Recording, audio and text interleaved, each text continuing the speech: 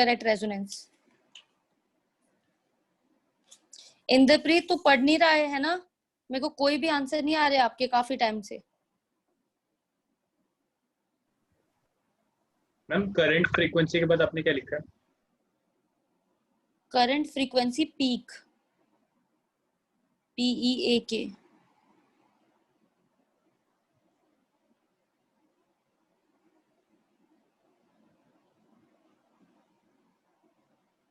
अर्शप्रीत कहाँ है आजकल?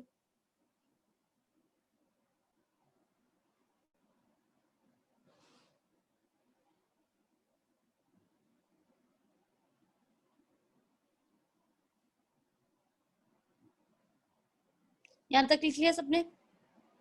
हाँ जी, निकालो quality factor at resonance. Yes ma'am. ठीक है, तो quality factor at resonance calculate कीजिए।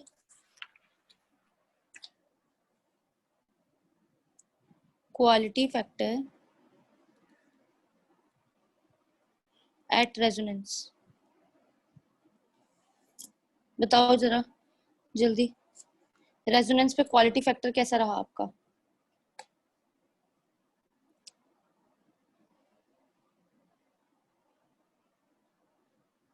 हाँ जी। When series LCR circuit is at resonance, omega is equal to omega naught. Girls आप लोगों को समझ आ रहा है? Is it clear? साथ में पूछते भी रहा करो गर्ल्स, अगर कोई भी बात आपको नहीं समझ आ रही तो आप पूछ लिया करो।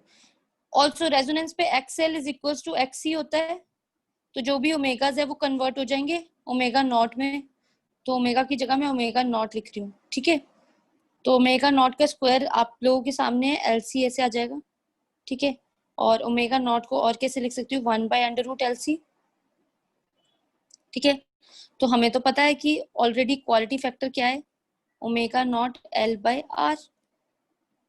तो इसमें सब्स्टिट्यूट करते हैं। रेजोनेंस के कारण मैं उसको N नॉट लिखती थी, इसलिए मैं आज ऐसे लिख दिया। अगर आप लोगों को पता हो तो N is equal to N naught होता है, तो omega is equal to omega naught हो जाएगा 1/√LC/L/R, ठीक है। तो अब यहाँ पे कितना आएगा? 1/R। तो क्वालिटी फैक्टर अगर R गिवन है, C गिवन है, L गिवन है, तो फटाफट निकाल देना डायरेक्टली वैल्यू सब्स्टिट्यूट करके। XL और XC निकालने की जरूरत ही नहीं पड़ेगी,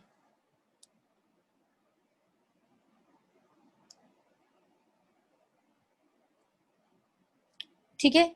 तो इसके नीचे लाइन लिख दो, the importance of quality factor is the importance of quality factor is that the importance of quality factor is that the large value of Q circuits are more selective. The large value of Q circuits are more selective. तो हम लोग वो वाले circuit ज्यादा choose करेंगे जिनमें large value of Q होगी हमारे पास,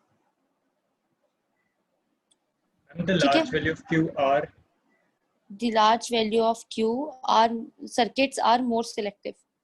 वो वाले circuits which have like larger value of Q वो ज्यादा सिलेक्टिव है, are more selective, ठीक है। चलें अब आगे लिखिए जरा। नेक्स्ट जो मैं टॉपिक्स करवा रही हूँ दीज आर वेरी इंपॉर्टेंट, ये बिल्कुल वैसी ही डेरिवेशंस आ गई जैसे पहले की थी, तो अभी यहाँ पे ध्यान से अपना दिमाग यूज करके, ठीक है, हम लोग करेंगे। लिखिए power in AC circuits, power निकालनी है AC सर्किट्स में, ठीक है। तो लिखिए इन AC circuits the EMF and currents vary continuously, है ना, with time, तो ये बार बार बदलते रहते हैं, तो द इलेक्ट्रिक पावर मेजर करना मुश्किल हो जाता है, is the product of EMF and current. मतलब कि EMF और करंट बार बार बदल रहे हैं, मतलब सेम नहीं रह रहे, बार बार आपने देखा है साइनोसॉइडल ग्राफ्स आते हैं इसके, और यहाँ पे आपको पता होगा कि इलेक्ट्रिक पावर जो है वो क्या है, प्रोडक्ट है ईएमएफ एंड करंट का, ठीक है। तो ईएमएफ और करंट का भी है और विल हैव डिफरेंट वैल्यूज। हाँ जी रूप, कुछ पूछना है? नहीं ma'am. Values at different time. Girls आप लोगों को समझ आ रहा है ना? Yes ma'am. Yes ma'am. शुक्र, सरगम आपने भी बोला। श्रुति आपको समझ आ रहा है? श्रुति धीमान, यस सपना, मैम। Yes ma'am. ठीक है। अच्छा तो यहाँ पे देखिए अब हमारे पास क्या है कि आपको बोला कि जो एसी सर्किट्स है, अब मैं यहाँ पे बना ही सकती हूँ, ये तो होगा। देखो एसी सर्किट्स है, उसमें करंट भी बार बार ऐसे ऐसे टाइम के साथ वेरी कर रहा है। सपोज करो ये करंट है, तो सपोज करते ईएमएफ भी वेरी कर रही है।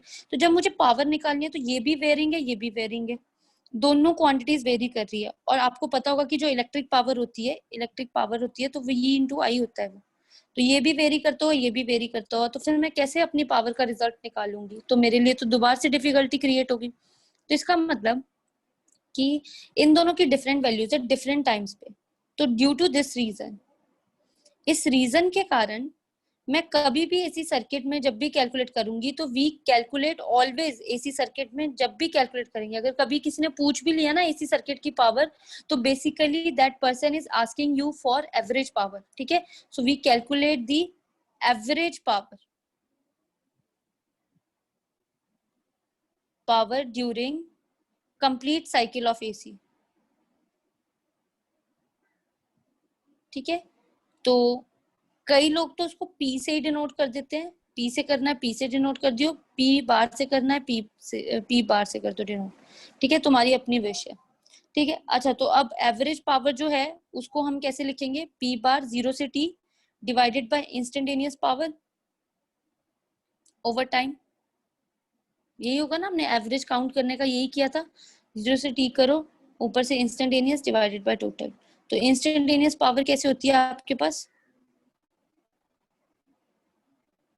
Instantaneous EMF into instantaneous current. तो अगर आप लोगों को याद होगा तो ये कितना होता है पावर, इंस्टेंटेनियस पावर सपोज करो P डैश है, तो इसको हम बोल देंगे, या फिर इसको लिखो ही मत, E इंटू आई। तो जो एवरेज पावर होगी उसका एक्सप्रेशन क्या आ जाएगा? P is equal to 1/t, बाहर निकाल लो, 0 से t E इंटू आई। अगर तुम लोगों को आगे याद होगा तो E का expression E not sine omega T, I का expression I not sine omega T. वो डिपेंड करता है कि सर्किट कौन कौन से लिए हैं हमने। बात समझ आई यहाँ तक कि हमने एवरेज पावर कैलकुलेट कैसे करनी है? Yes. हाँ जी Khalid, is that clear? Yes ma'am. Piyush समझ आ रहा है ना तेरे को? Yes ma'am. सो तो नहीं ना रहा तू बीच में? आदेश No, ने तो ma'am. हर क्लास में नींद पूरी की है। चलिए, मैम ये P dash is equal to EI लिखा है। अरे पी सबसे डैश नीचे। नहीं मत लिखो, क्योंकि 2 बार नाम देना शुरू कर देंगे ना। Basically it is instantaneous power, instantaneous power is equal to E है। बार बार पी के 10 बार एक्सप्रेशन लिखने का कोई फायदा नहीं है। सिर्फ वर्ड है कि इंस्टेंटेनियस पावर क्या होगी, ई इंटू आई। मतलब बी इंटू आई लिखते थे हम वहां पे, आजकल ई इंटू आई लिखा करेंगे। तो ई की जगह मैं क्या लिख दूंगी, ई नॉट साइन ओमेगा टी, आई की जगह आई नॉट साइन ओमेगा टी, ठीक है। वो डिपेंड करेगा कि क्या क्या आएगा सर्किट में, अभी वो आप लोगों से पूछा जाएगा। So everybody please get ready, ठीक है ना। जिससे पूछूंगी ना अब उसको माइक ऑन करना पड़ेगा। ये मत सोचना तुम्हारे सबके फोन नंबर्स की मैम ये डिटेल आपने मेरे पास T पड़ी क्यों है। बाहर ले लिया इंटीग्रेशन वाले उससे? क्यों? अब हम, आपको याद होगा पहले भी जब हम एवरेज में इंटीग्रेशन करते थे तो इसको बाहर निकाल लेते थे, फिर इसकी पूरी इंटीग्रेशन को सॉल्व करके यहाँ पे कुछ टाइम पीरियड की लिमिट्स में आता था और टी से टी कैंसिल हो जाता था। इफ यू रिमेम्बर आरएमएस वगैरह में भी हमने ऐसे ही किया, हमने एवरेज में भी, मीन वैल्यू ऑफ करंट में भी ऐसे ही निकाला था। देखो जरा वो वाली डेरिवेशन देख पा स्टार्टिंग वाले पेज पे, एसी के स्टार्ट वाली। अभी पता चल जाएगा 2 मिनट में जब मैं टॉपिक स्टार्ट करूंगी। मैं एक बार वो क्वालिटी फैक्टर एंड रेजोनेंस का रिजल्ट क्या है दिखाना हो। ये लो ये आया था ना, ये देखो अंडर रूट ये था, ये अंडर रूट था, तो एक इसने ये 2 अंडर रूट को कैंसिल कर दिया। तो देखो ऊपर अंडर रूट रह गया, इधर अंडर रूट सी रह गया सिर्फ, ठीक है, तो √c पर √l के आगे एक ही छत के नीचे आ गए, एक ही रूट के नीचे आ गए, तो हमने ले लिया, और r अकेला था तो ऐसे आ गया। यहाँ पे l/r है और यहाँ पे 1/√LC है।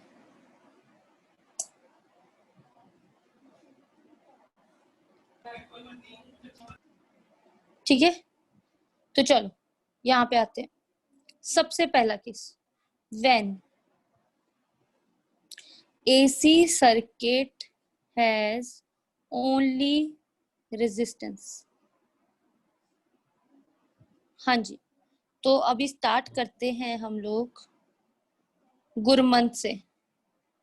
गुरमंत, जब AC सर्किट में ओनली रेजिस्टेंस होती है तब क्या होता है? Anyone? Current and EMF are in phase. Yes, current and EMF are in phase. तो लिखिए AC सर्किट। भाई एक दो बच्चों ने सारी क्लास का ठेका उठा रखा है ना, तुमने सबने तो +2 देनी ही नहीं, 12th तो तुम्हारे लिए एग्जिस्ट ही नहीं करती।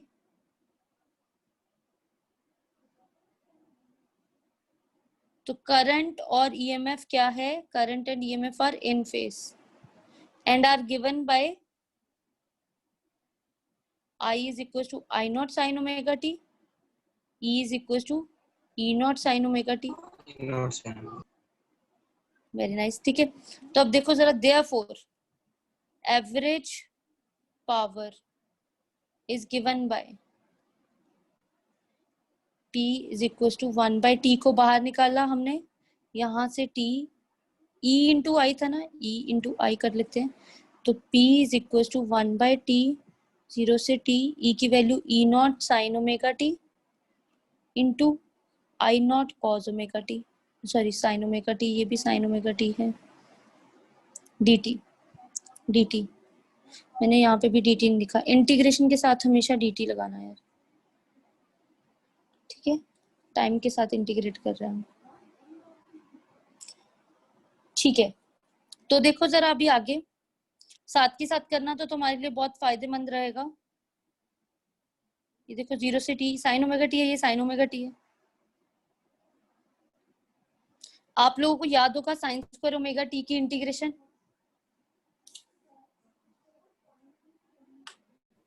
Minus cos square divide by omega. क्या कर रहा है? डिफरेंशिएशन थोड़ा ना चल रही। Minus cos square by 2 omega. हाँ जी हाँ जी, कोई और? हिमांशु क्या बोल रहे हो आप? Please repeat. Minus cos square no omega t no, अरे इंटीग्रेशन करनी है हमने, तुम लोग डिफरेंशिएशन के रूल्स लगाई जा रहे हो इस पे। Minus cos square omega t by 2 omega. ऐसे करो, एक काम करो, जरा आना, जहाँ पे आप लोगों ने मीन वैल्यू निकाली है ना करंट की एसी के बिल्कुल स्टार्टिंग वाले टॉपिक पे, जरा निकालो अपनी नोटबुक्स में वो पेज, एवरीबॉडी। जहाँ पे आपने मीन करंट की वैल्यू फाइंड आउट की होगी ना, वहां पे स्टार्टिंग में पेज निकालो जरा। मीन एंड आरएमएस में मिलेगा आपको आंसर, उसमें था ना I²R। हाँ जी, मिला किसी को? आरएमएस में इंटीग्रेशन सॉल्व मिल गई? क्या आई उसमें इंटीग्रेशन? Yes, क्या आई उसमें इंटीग्रेशन? मैम पहले cos में कन्वर्ट कर, तो कैसे करेंगे कॉस में convert? 1 minus cos 2 omega t by 2। Very nice. ठीक है ना, तो देखो तुम लोग ना पीछे वाला काम कर नहीं रहे हो, तुम्हारा जो होमवर्क है ना, मतलब घर से पढ़ के आने वाली चीजें, वो इनकम्प्लीट है, ये ऐसे नहीं चलेगा। ठीक है, तो ये देखो, हमें पता होता है कि जब भी साइन स्क्वायर, ये जितने भी नॉन मेडिकल बैठा है ना, ये जरा जाग जाओ, तुम लोगों को इंटीग्रेशन भी सॉल्व करनी नहीं आ रही नालायको। साइन स्क्वायर थीटा ये होता है 1 माइनस कॉस 2 थीटा बाय 2। ठीक है,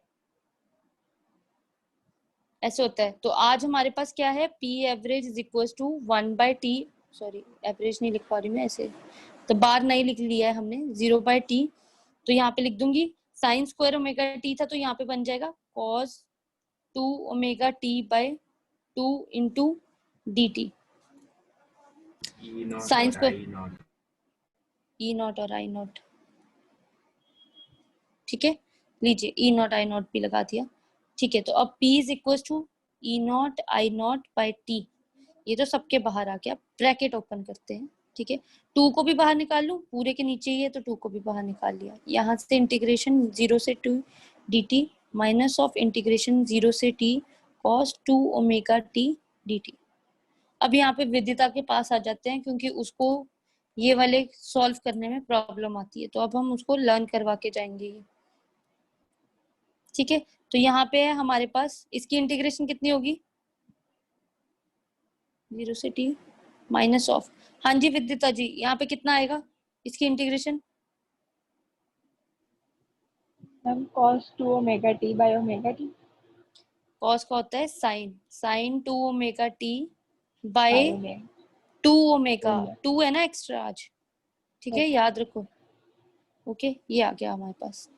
अब देखो जरा यहाँ पे E not I not by 2t और यहाँ पे t minus 0, upper limit minus lower limit, यहाँ पे 1/2 ओमेगा कॉमन निकालो, तो यहाँ पे कितना था, sine 2 omega capital T minus sine 0, है ना, यही हुआ हमारे पास। अच्छा, तो साइन 2 ओमेगा को कितना 4 पाई बन जाएगा, क्योंकि जब जब ओमेगा टी इकट्ठा देखोगे, ओमेगा कैपिटल T इकट्ठा देखोगे तो उसको क्या लिखोगे, 2 पाई। तो ये कितना हो गया 4 पाई, है ना। तो ये कितना आ गया आप लोगों को याद होगा, sine 360 degree, sine 0 sine 360 into 2 भी कर दो तब भी वो 0, 2 पाई का मतलब 360, 2 पाई आगे 2 का मल्टीपल है वो भी 0, यस मैम।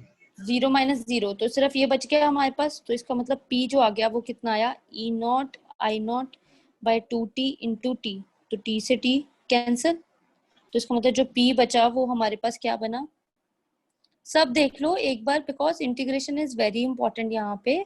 और जितने भी यहाँ पे मेडिकल बैठे हैं तो आप लोगों को आज के बाद मैं लर्न करवा देती हूँ, whenever there is a sine square की इंटीग्रेशन होगी 0 से t फुल साइकिल के लिए, तो आपने आंसर जब भी होगी, यहाँ पे लिखवा देती हूँ, वेन एवर, ये आप कहीं हिंट करके लिख लो इसी के नीचे, पेपर में मत हिंट करके लिखाना, ऐसा आएगा कभी भी, तो इसका आंसर हमेशा t/2 बनेगा, ठीक है। तो आप बीच में ये फॉर्मूला ऐसे लिख देना, ऐसे अलग अलग कर देना, यहाँ पे कर देना, फिर आगे सॉल्व करने की जरूरत नहीं है, सीधा ऐसे लिखाना, ठीक है, सीधा आंसर लिखाना t/2।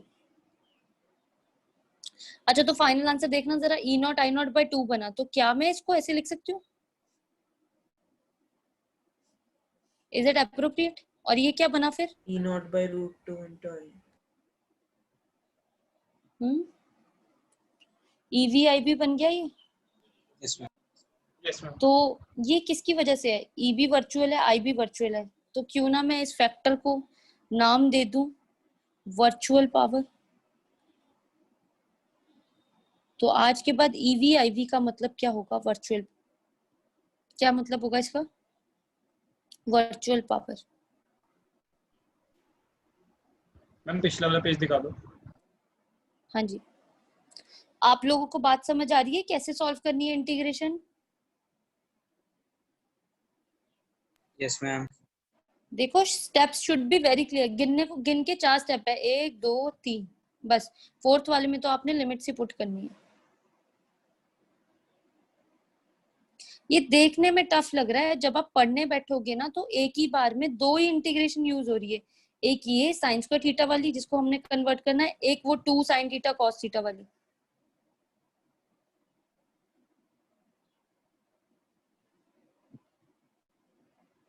Yes ma'am. ठीक है, तो इसके नीचे लाइंस लिखिए, in an AC circuit having pure resistance, the average power is equal to the virtual power, किसके बराबर है वो, virtual power के इक्वल है, ठीक है, is it clear, average power जो होगी वो हमारी वर्चुअल पावर के इक्वल आएगी, therefore the circuit इसका मतलब आपको पहले सिखा दिया था कि कौन सा सर्किट डिसिपेट करेगा। डिसिपेट करने का मतलब होता है, किसी को नहीं पता तो उसका मतलब होता है वेस्ट करना। This circuit dissipate R. Power. Resistance of हाँ जी, ठीक है, तो दैट इज जिसमें रेजिस्टेंस होगी। देयर इज, क्या बोला यहाँ पे अभी किसने, Q by R क्या बोला? अनिकेत क्या बोला आपने? सॉरी मैंने ध्यान नहीं दिया। Having, ma'am pure Please. R. उसने बोला था हाँ प्योर आर बोला था उसने। हाँ, तो इसका मतलब आप लोगों को याद होना चाहिए, अभी हमने सीखा था कि वो डिसिपेट करेगा, एनर्जी डिसिपेट करेगा, फिर इसका मतलब पहले पावर डिसिपेट कर रहा होगा तभी तो एनर्जी डिसिपेट आई, और एनर्जी डिसिपेट किसकी फॉर्म में हो रही है? हीट की फॉर्म में डिसिपेट हो रही है। आप लोगों को दिखाई दे देना चाहिए ये बात। Is it clear? Yes, ma'am. Yes, ma'am. ठीक है, तो यहाँ तक क्लियर हो गया। Yes ma'am. अच्छा, तो एक पहले तुम्हारे से आंसर पूछ लेती हूँ, क्या जो चीजें स्टोर करती हैं, अगर जैसे आपके घर का कोई स्टोर हाउस है, कोई भी चीज आपके घर की स्टोर हाउस है, तो क्या वो वहां पे वेस्टेज भी करेगा? मतलब चीजें वहां पे कभी मिलेंगी ही नहीं। तो अगर हमने संभाल के रखी है कोई चीज, तो क्या वो मिलेगी या वेस्ट हो जाएगी? मिलेगी मैम। मिलेगी मैम ना। मिलेगी। तो इसका मतलब अगर मैंने एल और सी को क्या बोला है कि वो स्टोर हाउसेज है, मतलब वहां पे हमेशा एनर्जी स्टोर होती है, क्या वो पावर डिसिपेट करेंगे? मैम मिनिमम डिसिपेशन होगी। No ma'am. तो मिनिमम डिसिपेशन कितनी होती है? जीरो। जीरो। ऑलमोस्ट तो जीरो। ऑलमोस्ट जीरो, तो आंसर जो आने चाहिए आपके इंडक्टर और कैपेसिटर के, दीज शुड बी जीरो, क्योंकि इनका काम सिर्फ स्टोर करना है, तो they will not dissipate. Concept relate कर पा रहे हो? कैसे क्वालिटी फैक्टर से जिक्र करना शुरू किया था हमने, और फिर पावर तक कैसे वो स्टोरी चलेगी हमारे पास।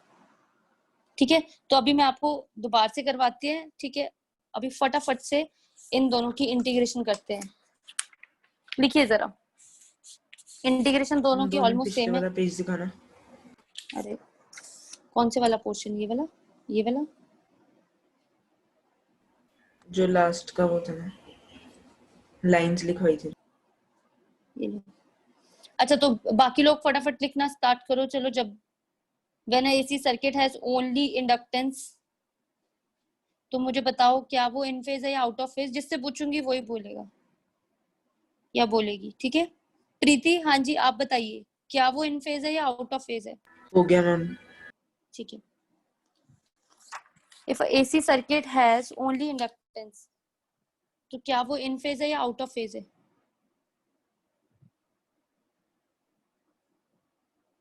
Out of phase. Out of हाँ जी, ठीक है, तो कितना होगा? क्या क्या होगा एक्सप्रेशंस? ई लीड करेगा। Pi by E 2 equals to difference है। E not sine omega E T lead कर रहा है, पर प्लस पावर में मैं, अच्छा अच्छा एक सेकेंड, पावर में वही वाले एक्सप्रेशन यूज करेंगे जो हमने एलआर सर्किट्स, अकेले अकेले सर्किट्स में निकाले थे। तो वहां पे अकेले अकेले में मैं क्या सेम रखती थी? E. ई। ई सेम रखती थी। E and I are out of phase, तो क्या क्या एक्सप्रेशन आने चाहिए? E is equals to E not sine omega T. I is equals to I not sine omega T minus pi by 2। Sine omega T minus pi by 2। ध्यान से देखना अब इस एक्सप्रेशन को, इसको मैं ऐसे लिखूंगी ना, I not cos minus cos omega T, और या फिर I is equal to minus I not cos omega T. तो ये दो एक्सप्रेशंस यूज करने हैं आपने एवरेज पावर में। ठीक है, तो therefore P is equal to 1 by t 0 से t E not sine omega T into minus I not cos omega T D T.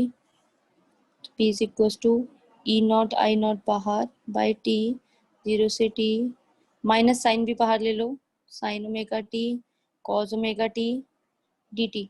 2 से मल्टीप्लाई करो, 2 से डिवाइड करो। P is equal to minus E not I not by 2t। ठीक है, तो ये बन गया 0 से t sine 2 omega T D T. हाँ जी विदिता, आ जाओ भाई आप आंसर देने के लिए। क्या आएगी इसकी इंटीग्रेशन? मैम cos 2 ओमेगा हम बाहर 2t कैसे आए?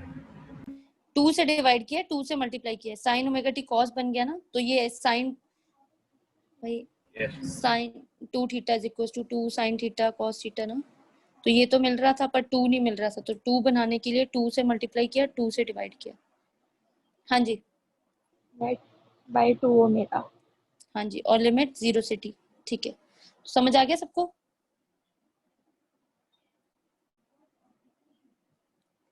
Bye 2t। ठीक है, तो cos 2 ओमेगा कैपिटल T, ये छोटा t small t, limit put करके बताऊंगी आंसर्स। cos 0 चले, यहाँ तक लिख लिया सबने? 1 minute।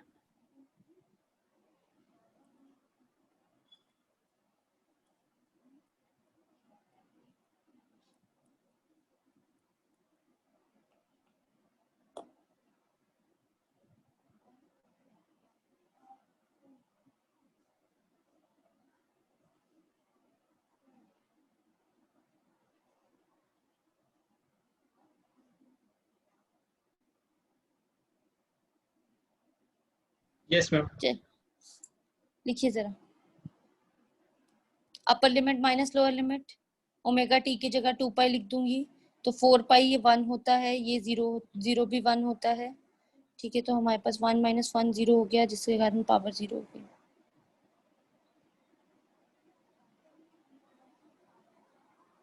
टू ओमेगा बाहर निकाल लिया ना, और बाकी आ गया। So therefore the average power dissipation per cycle in the AC circuit having inductor is 0. So therefore no power loss in the AC circuit having inductance.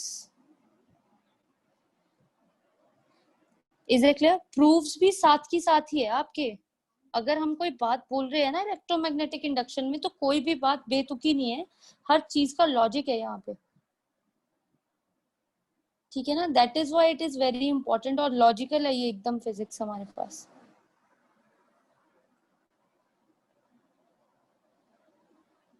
चलिए अब सबके सब फटाफट मुझे कैपेसिटर का निकाल के बताओ,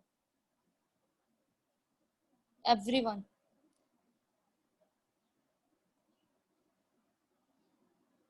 When AC circuit has only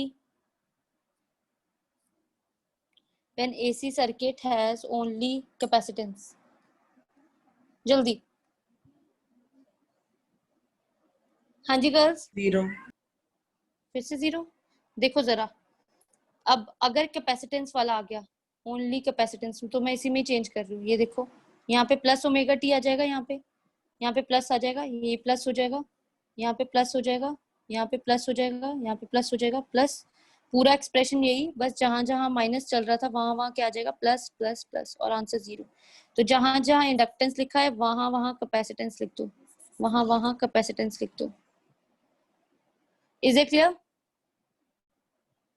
Yes, ma'am. उसमें भी आउट ऑफ फेज है, उसमें करंट लीड कर रहा है, प्लस पाई बाय 2, तो कॉस बन जाता है, फिर कॉस प्लस का प्लस का प्लस का प्लस का। कैपेसिटर के लिए चेंज कर दो। चलिए फटाफट नोट डाउन कीजिए, सेम, कोई भी स्टेप मिस नहीं करना, सेम नोट डाउन कीजिए।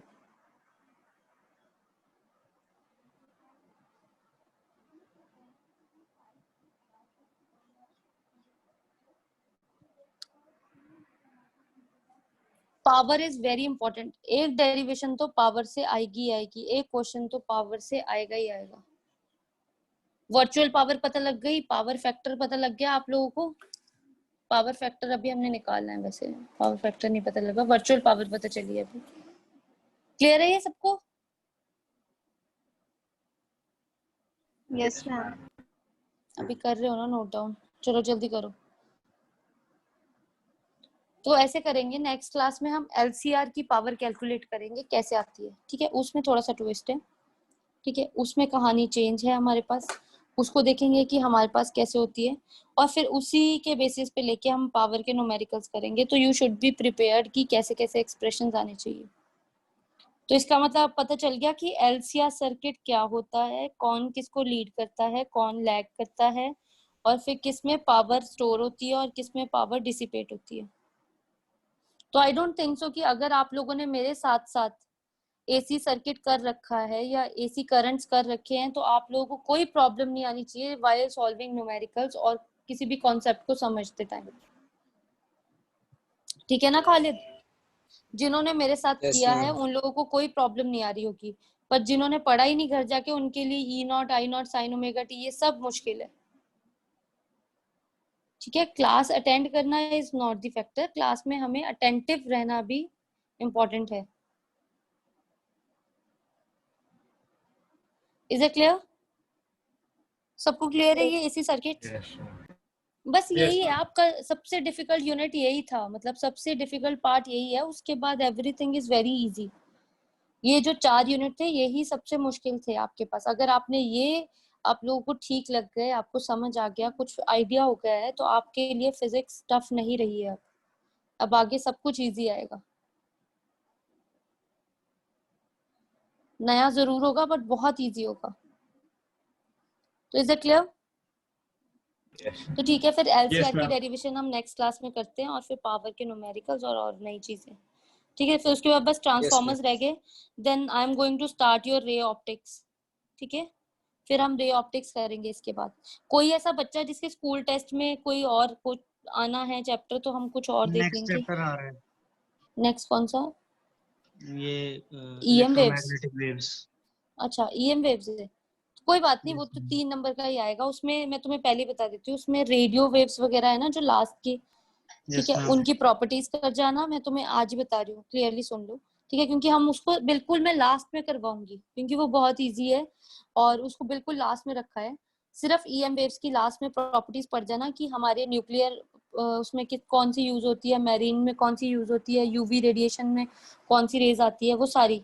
ठीक है, अल्फा बीटा गामा यूवी, ठीक है, विजिबल रीजन, तो इसकी रेंज लर्न करनी है। और रेंज लर्न करने के लिए भी मैं आपको बोल देती हूँ, यूट्यूब पे जाना, कोई भी लिंक सर्च करना, वहां पे लिखना EM वेव स्पेक्ट्रम। ठीक है, उसके शॉर्टकट्स दे रखे होंगे उन्होंने, तो वो स्पेक्ट्रम की रेंजेस 2 मिनट में लर्न करवा देते हैं। ठीक है, तो एक वो आपने लर्न करना है, और एक आपने ये लर्न करना है कि डिस्प्लेसमेंट करंट क्या होता है। वो तो कट उसका गया है। सिर्फ फॉर्म कट गया, बस फिर Yes, ठीक ma'am. है, फिर तो वही रह गया लास्ट में। एनर्जी स्टोर्ड आपने पढ़ रखी है अगर, तो आपको पता हो कि इलेक्ट्रोमैग्नेटिक, इलेक्ट्रिक एनर्जी और मैग्नेटिक एनर्जी का दोनों का सम करके EM वेव्स चलती हैं आगे। बस इतना फिलहाल के लिए, जितना तुम्हारे पेपर में आएगा ना, वो सिर्फ वही प्रॉपर्टीज आनी है जो मैं तुम्हें बोल रही हूँ स्पेक्ट्रम की। तुम फिलहाल वही लर्न कर लो, जो आगे का डाटा है वो मेरी रिस्पॉन्सिबिलिटी Yes, है। ma'am. ठीक है, बाद में भी मैंने तुम लोगों को डाटा वो स्पेक्ट्रम नहीं लर्न करवाना, वो तो सबके सब टाइम लगते ही लर्न कर लो। यूट्यूब पे अभी से ही एक कोई वीडियो ढूंढ के रख लो, क्योंकि तुम लोग क्या करते हो, फिर लास्ट डे ढूंढते हो वीडियो, फिर लास्ट डे लर्न नहीं होती। हर रोज एक बार उसका रट्टा मार लिया, ठीक है ना। जैसे आप लोग पीरियोडिक टेबल को लर्न करने के लिए ऑर्डर लर्न करते हो, वैसे ही स्पेक्ट्रम लर्न करने के लिए कोई भी एक ऑर्डर, कोई भी रैंडम वीडियो उठा के उसको समझ लेना, पर कंपेयर कर लेना विद योर एनसीईआरटी की उन्होंने रेंजेस ठीक समझाई है कि नहीं। यूट्यूब पे आजकल कोई भी उठ के वीडियो बना देता है, ठीक है, तो उसकी रेंजेस अपनी एनसीईआरटी की बुक के साथ कंपेयर कर लेना। Alright, Yes, ma'am. Yes, ma'am. ठीक है, ठीक है, तो that's all for today. Okay, Thank you, ma'am. Thank you, ma'am. Thank you, Thank you, ma'am. ma'am. Thank you, ma'am.